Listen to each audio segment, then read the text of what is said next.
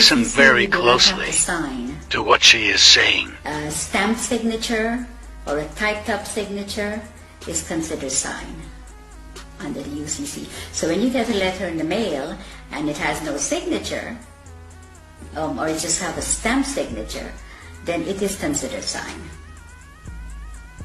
The UCC is very, very important for people to learn about what's going on with their lives, because we are under contract law, no other law. There is no law at all. In America, the court system is operated under military. When you walk into a courtroom, I don't care which courtroom, if it's a higher court or a lower court, they're under the military. Now you're walking in there and you're not a military member, and you're not told that you've been tried under the military. If you mention the Constitution, the judge says it does not apply in my courtroom. But you don't know what he's saying, because you don't know what they're doing to you when you're there. And all of that language is designed to confuse the hell out of you. Yes, it's designed under the UCC, and they know. They know what they're doing, and they know how to manipulate you. So you're saying all judges are very schooled and versed in UCC? Yes. They're taking special training schools in order to learn this? Yeah, the president appoints all the federal judges in America. And they go to Scottsdale, Arizona and Reno, Nevada to train how to apply this fraud contract in the courtroom. And in the United Kingdom? The United Kingdom, majority of the judges here in the United Kingdom are not judges. They're just doing business. They might be a retired lawyer. They're doing business as judge. And so-called judges in Malawi and in Canada? All of them, exactly the same system. They're under the UCC. Okay, try to go and discover your own birth bond, let's call it that, and you try to discover the true value. How does one go about doing that? You apply to the Federal Reserve for it. There's forms that you can fill in, and you can, once you find the bonds and the serial numbers, you can get it from the Federal Reserve because they have it. And you can then discover the value of your bond? Of course. And the average, let's say, 50-year-old in the United States would be worth what? A 50-year-old in the United States, it could be worth hundreds of millions.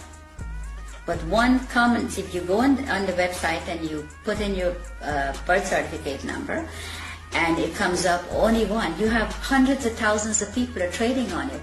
Right.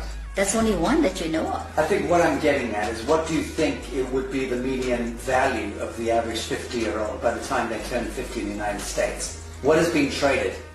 I would say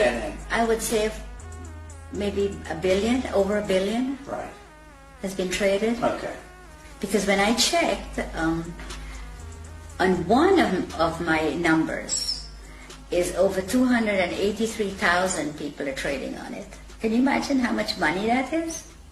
So when we hear that the US has a debt of $23 trillion or whatever it is, that fictitious money was all pumped out of the air, but effectively it was discharged against the value of the people. Yes. Right, so that's where the fiction emerges. Yes. And it becomes this huge imbalance that no one quite understands. How on earth do we get that much money? They just made it up as they go along and tell us what they want to tell us. Yes, but they'll validate the making up of that money by, on paper, discharging it against the value of the citizenry.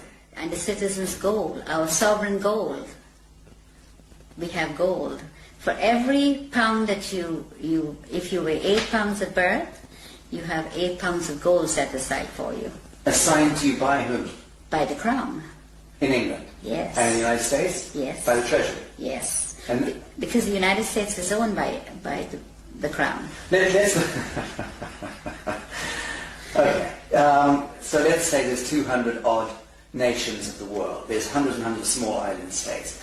But there's about 200 nation states, big nation states. They are all of them a franchise of the Anglo-American Corporation. Yes. Let's call it that. Yes. And that the Anglo-American Corporation is an extension of the British Crown. Crown, yes.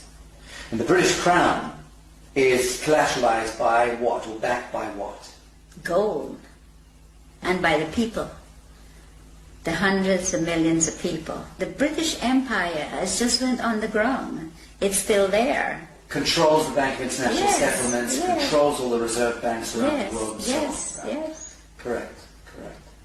So at what point do you believe the world sees through this grotesque fiction and then addresses the source code and then writes it? I think if people get to know what the UCC and the contract law does, and your straw man is your main problem. Once you can control your straw man, and it is yours and not theirs anymore, then you're in the right This is path. beautiful what you just said. You're talking about reclaiming the fiction that was established, Yes. the false light. Yes. Reclaiming the false light that was established in your name, Yes. given your identity, so to speak, at birth, Yes. without your knowledge. Yes. You're talking about us needing to reclaim that false light and step into ourselves, our true selves, Yeah.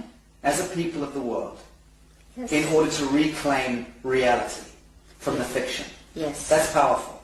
Yes, it is. And that's what I think everyone needs to do. All the sovereign people that's in poverty and whatever they put us in, that's what we need to do. We need to reclaim that, what they are making money on. That is ours. Then you wouldn't have wars, you wouldn't have people fighting for money, you wouldn't have poor people. Everybody will be okay. Everybody. But they do not want you to. If you do that, that will break down their system, and they do not want that. So once you know, you need to get into it, and you need to start reclaiming your straw man. It is yours.